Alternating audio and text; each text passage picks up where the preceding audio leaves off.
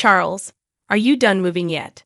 My father-in-law grumbles, not bothering to look at me but clearly directing his question at me. He always talks like he's the only one that matters. I've put up with it until now, but I can't anymore. I stop wiping the table and give Charles a hard stare, even though he's not looking at me.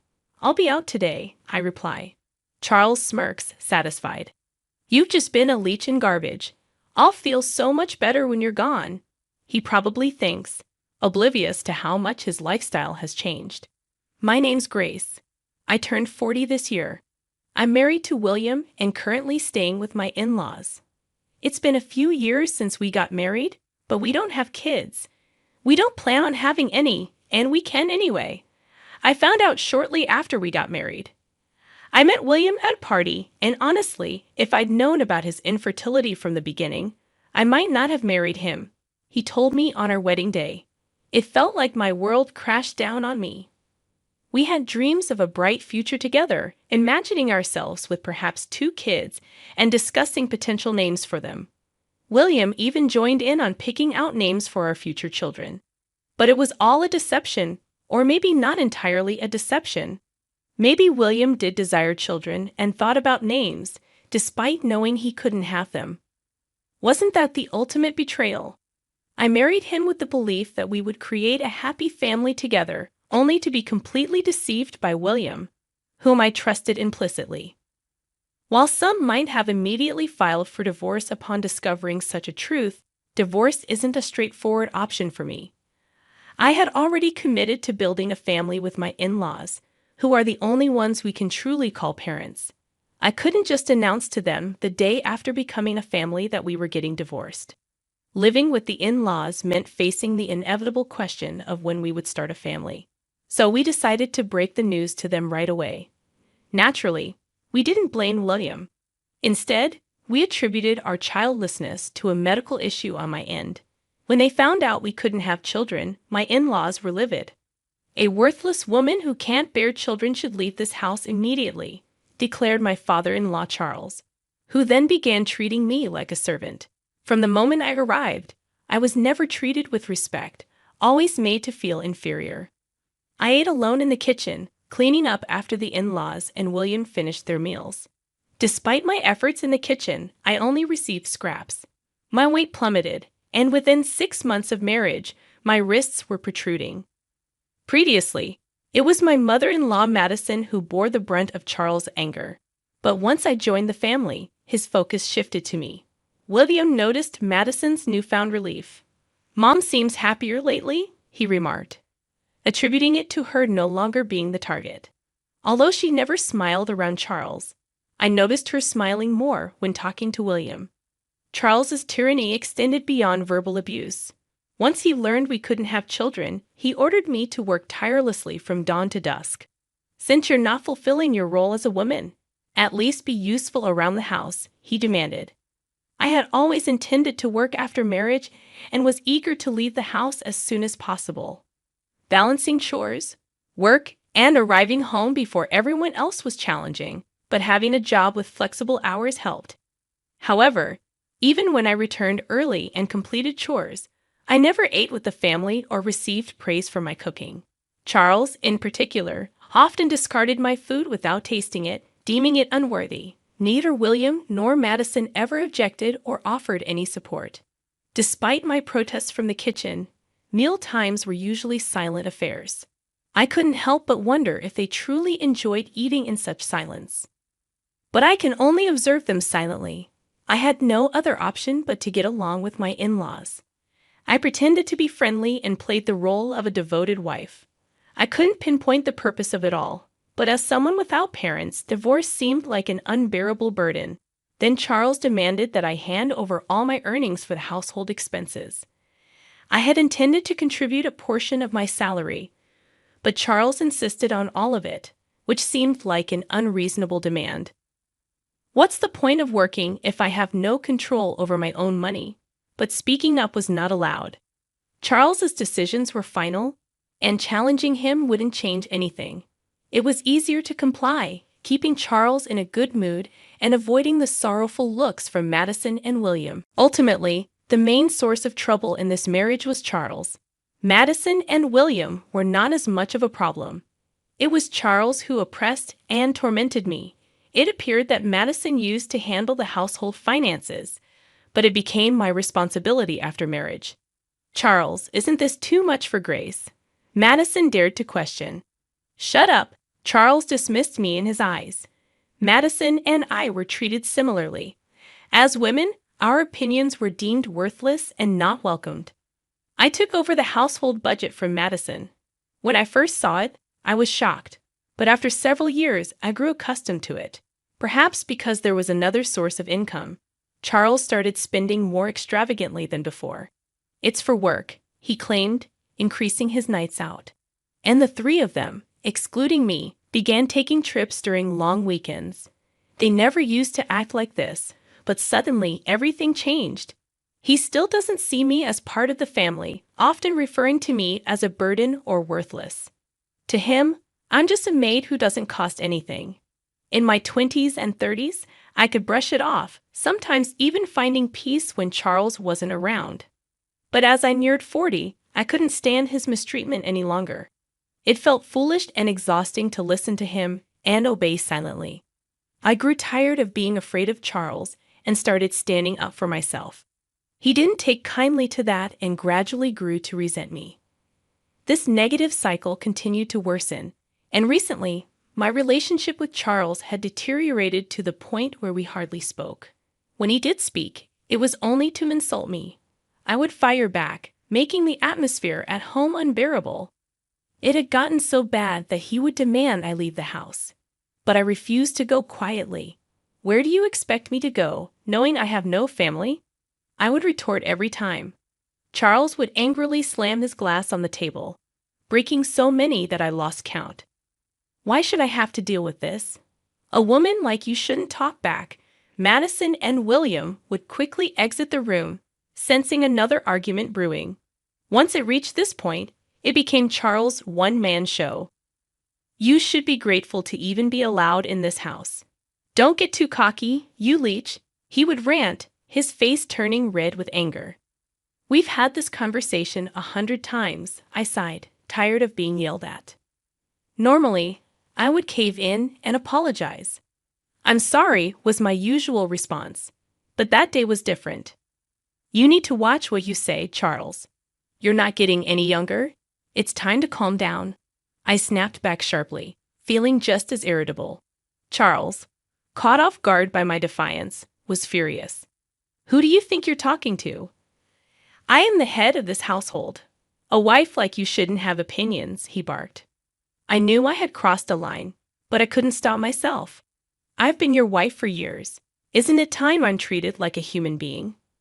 You're retired now, with less income. It seems the tables are turning. I continued, unable to contain my pent-up frustration. I confronted Charles directly, and he responded by grabbing me by the collar. I don't need someone like you in my house. I don't want to see your face anymore. Pack your things and leave immediately. He yelled so loudly that the furniture shook. Though I should have apologized right then, I couldn't hold back any longer. Fine, you want me to leave? That's what will make you happy, isn't it, Charles? I challenged him, meeting his gaze defiantly. Yes, he spat out. Unable to remain silent any longer, I declared, then I'll do it. He stormed off to his room with a loud noise, and I, feeling somewhat calmer, began cleaning the living room, which Charles had left in disarray.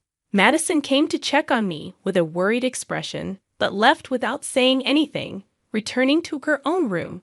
I realized I had no place in this house anymore. Neither William nor Madison would stand up for me. Years of enduring mistreatment had finally erupted, leaving me feeling more isolated than ever. The next morning, I followed my usual routine, waking up early to start my day. Charles emerged from his room and entered the living room, settling onto the sofa with a newspaper, paying me no mind. Without even glancing up, he casually asked, "Have you finished moving yet?" It was impossible for me to have relocated so swiftly after the events of yesterday. I assumed it was merely a drunken outburst, not a serious demand. Surely he was referring to leaving the house, right? When do you plan on departing? You no longer have the right to reside here. Charles continued, still not meeting my gaze. Halting my task, I turned to face him directly. If he truly intends for me to leave, then I must respond seriously. I'll be gone by today, I declared firmly. Nearby, Madison, frozen with concern, cast a worried glance in my direction. It was evident that once I departed, Charles would refocus his animosity towards her, and she didn't want me to leave. However, Charles had made up his mind. Apologizing and staying was never an option. With a satisfied laugh from Charles echoing behind me, I hurriedly gathered my belongings and left the in-laws' home. Uncertain of my destination, I felt a sense of liberation. I sent a message to William, who was already away. Please proceed with the divorce proceedings. A lawyer would reach out to him. With that, I powered off my phone. In the following days, I engaged a lawyer who reached out to William and the in-laws. Charles, convinced that divorce was inevitable, pressured William to swiftly sign the papers. William hesitated, glancing back and forth between me and the divorce documents. But there was no room for second thoughts. With Charles's insistence and my determination to move forward, he reluctantly complied. I have no money to spare for a woman like you, but dealing with lawyers is a nuisance, so I'll foot the bill, Charles grumbled, his arrogance palpable. The lawyer offered a wry smile at his demeanor. Despite his reluctance, William signed the agreement under Charles's stern gaze. In the presence of the lawyer, I added my signature, and the divorce was finalized.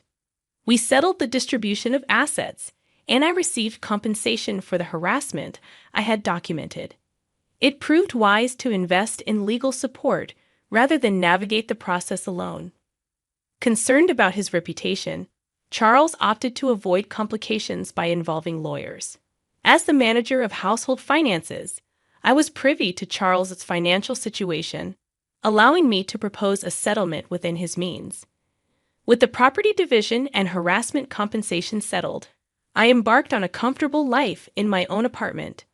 While solitude was once daunting, my time living with the in-laws and going through a divorce taught me to appreciate the tranquility of my own space. I relished preparing meals for myself, reveling in the peace of not having anyone to answer to. One day, roughly 3 months post-divorce, Charles's incessant calls flood my phone. Assuming it's nothing positive, I ignore them, but his persistence forces me to accidentally answer. What have you done to my house? His voice reverberates loudly, even without the speaker mode. Instinctively, I pull the phone away from my ear. I haven't done anything. I simply left the house, as you've instructed. I replied defensively. Unsatisfied with my response, Charles continues to berate me. How can you claim you've done nothing? I'm receiving notifications about withdrawal issues since you left. Ah, so he's upset about the withdrawal problems and blames me. I don't know. I didn't take any action. I managed everything according to your directives and paid all dues. I respond, a sense of satisfaction creeping in as I understand why Charles is upset. I suppress a grin, relieved he can't see my reaction. That's absurd. Before you arrived, we managed fine with mine, Madison's, and William's incomes. How much were you earning anyway? I recall that I never disclosed my salary details to Charles. $45,000 take home. I reveal. Charles emits a noise akin to a squashed frog before falling silent.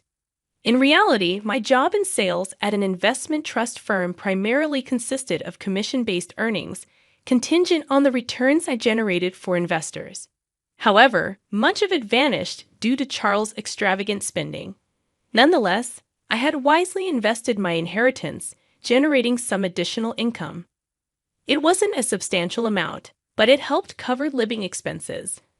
I relied on this income to purchase necessities, although during the property distribution, only William's savings were considered. This was because only assets acquired during our marriage were subject to distribution, excluding the inheritance from my parents and its earnings. Since I utilized all earnings for household expenses throughout the marriage, I had no savings accumulated over the years. The Charles family spent money lavishly, unaware that I was compensating for it. You claim you managed before marriage, but was it on par with our current standard of living? I questioned. Charles's frustration finally boiled over. Don't jest. You should continue contributing to our household expenses. You're the one who caused this mess. So you must take responsibility, he retorted angrily. I couldn't help but chuckle at his absurd statement. I could envision Charles's face reddening as he raised his voice. What's the matter? What are you implying? You were the one who insisted I leave, remember? I simply followed your directive. Why should I, no longer a part of the family, continue providing financial support? I replied, half amused, before hearing a loud crash from the other end. Charles must have thrown another fit. The realization that I no longer had to clean up after him almost made me wish for more destruction. Moreover, we're strangers now, not family, not anything. Please refrain from assuming familial obligations. Manage your own finances. I left you with enough to sustain yourself, didn't I? With that, I bid him farewell and disconnected the call. I anticipated more calls from Charles, but none came. I thought perhaps he was feeling remorseful, but it seemed that wasn't the case. Instead, it appeared he was too ashamed to admit he couldn't meet the payments. He resorted to pressuring William and Madison to borrow money from financial institutions to cover their expenses. While payments were made, it only led to accumulating debt. Refusing to adjust their lifestyle, they continued living beyond their means. Continuing like this will only lead to more debt. You need to make changes, I warned, but they persisted, unable to meet their financial obligations and sinking further into debt each month. William reached out to me, foolishly considering reconciliation and even suggesting severing ties with his father to reunite. How could he propose such a thing now, after failing to defend me against Charles's mistreatment? Despite my decision to stand by William, knowing we couldn't have children, he never protected me. His suffocation under Charles' influence is no longer my concern. I wish they would grasp the consequences of their actions and endure the repercussions. Now, the in-laws find themselves burdened by debt yet unwilling to adjust their lifestyle. Charles, now working as a contract laborer with reduced pay, and William and Madison have taken up part-time security positions. It's not just Charles. Madison and William are also guilty of refusing to downsize their living standards. Despite being stretched to their limit, they refuse to make sacrifices. I used to be consumed with protecting William, but now I prioritize my own well-being. At 40, the prospect of having children may be challenging, but I remain open to the possibility. Before the divorce, mornings felt like a burden, but now I wake up feeling rejuvenated. I eagerly anticipate a brighter future in my newfound independence.